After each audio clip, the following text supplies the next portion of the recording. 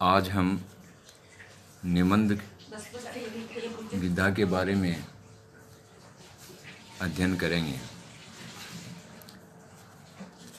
निबंध गद्य की कलात्मक विधा विशेष है। इसमें कल्पना और तर्क परस्पर सहयोग रखते हैं।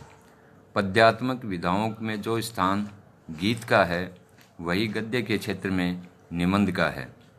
दोनों ही सौतःपूर्ण रचनाएं होती हैं। लघु आकार दोनों में ही अपेक्षित है, पर गद्यात्मक होने से निबंध का आकार कुछ बढ़ भी जाता है। सीमित आकार में आंतरिक आवेश के उग्र तूफान को बांधना गीतकार का कार्य है तथा वस्तु के समस्त बोधपरक तथा कल्पना से स्फीत रूपों को सीमित शब्दों से स्पष्टता और सजीवता से अभिव्यक्त करना निबंधकार का कर्म है। दोनों ही व्यक्तिवादी युग की उपज हैं। अंतर केवल यह है कि गीत में स्वतः स्फूर्ति अपेक्षाकृत अधिक रहती है। इन तत्वों को ध्यान में रखकर निबंध की परिभाषा इस प्रकार कर सकते हैं।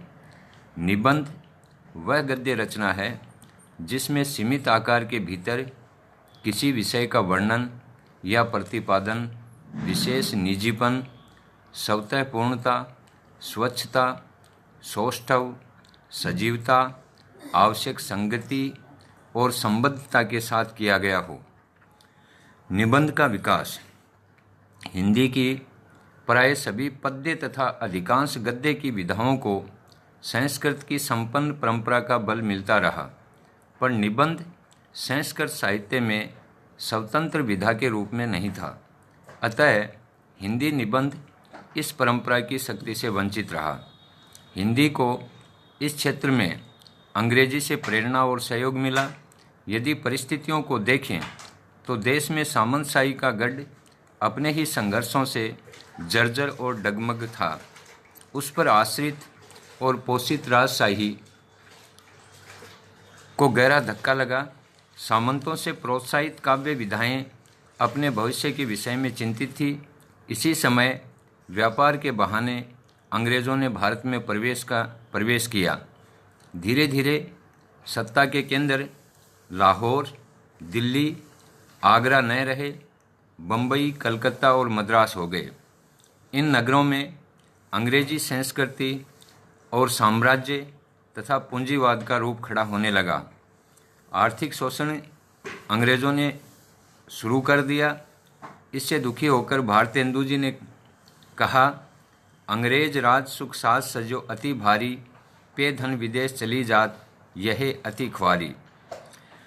अंग्रेज भारत को अपना घर बनाने की सोचता भी नहीं था। फलतः भारत और अंग्रेज़ों के बीच सांस्कृतिक मेलजोल की संभावना नहीं रही। परिणामतः अंग्रेजी राज्य का विरोध हुआ।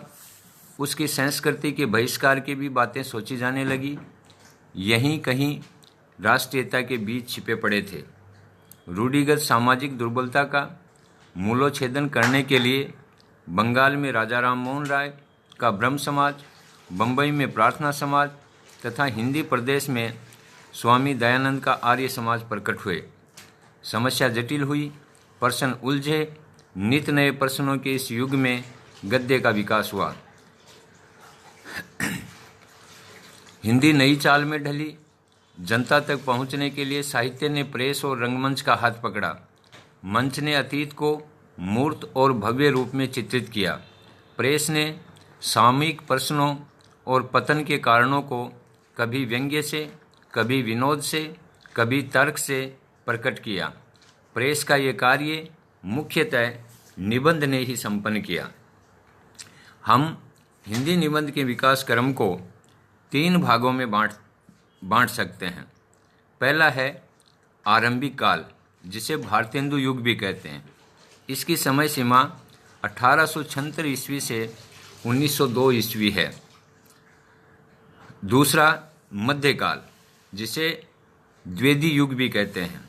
आचार्य महावीर प्रसाद द्विवेदी के नाम पर इसे द्विवेदी युग कहा जाता है। इसकी समय सीमा सन 1903 ईस्वी से 1925 ईस्वी है। फिर आता है आधुनिक काल। आधुनिक काल की समय सीमा सन 1925 से प्रारंभ होती है और आज तक अनवरत जारी है। वस्तुतः निबंध का विकास कुछ इस क्रम में चला। सन 1850 में निबंध युग का आरंभ होता है। सन 1850 से 1873 ईस्वी तक के मुख्य लेखक स्वामी दयानंद सरस्वती, राजा लक्ष्मण सिंह तथा राजा शिव प्रसाद हैं। सन 1873 ईस्वी में भारतेंदु जी ने हरिश्चंद्र मैगजीन को लेकर 16 वर्ष की अवस्था में हिंदी के रंगमंच पर आए। तब जैसा लिखा जा चुका है, हिंदी नई चाल में ढली। सन 1885 ईस्वी में भारतेंदु लोकांतरित हुए। तभी द्विवेदी जी ने बेकन विचार रत्नावली के द्वारा निबंधों का नवीन आदर्श उपस्थित किया। भारतेंदु युगीन प्रवृत्तियां सन 1900 तक चलती रही। 1925 तक द्विवेदी युग निबंध को प्रभावित करता रहा। यदि निबंध साहित्य को एक इकाई मानकर देखें तो 1915 ईस्वी से 1925 ईस्वी तक का जो काल है वो संक्रांति काल है, जिसमें आचार्य शुक्ल जी ने निबंध साहित्य का नेतृत्व किया।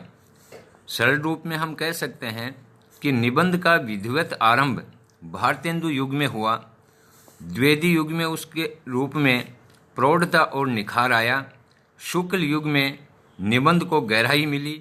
आधुनिक युग में विश्लेषणात्मक शैली का पूर्ण विकास हुआ।